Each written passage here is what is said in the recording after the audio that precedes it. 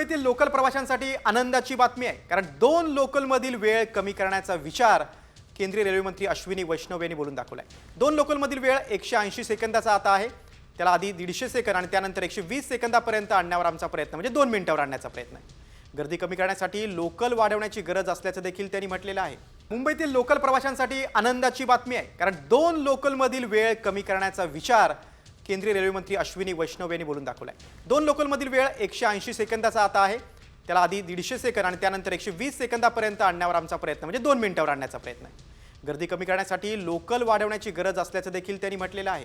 मुंबईतील लोकल प्रवाशांसाठी आनंदाची बातमी आहे, कारण 2 लोकलमधील वेळ कमी करण्याचा विचार केंद्रीय रेल्वे मंत्री अश्विनी वैष्णव यांनी बोलून दाखवलाय। 2 लोकलमधील वेळ 180 सेकंदाचा आता आहे। त्याला आधी 150 सेकंद आणि त्यानंतर 120 सेकंदापर्यंत आणण्यावर आमचा प्रयत्न म्हणजे 2 मिनिटांवर आणण्याचा प्रयत्न आहे। गर्दी कमी करण्यासाठी लोकल वाढवण्याची गरज असल्याचं देखील त्यांनी म्हटलेलं आहे।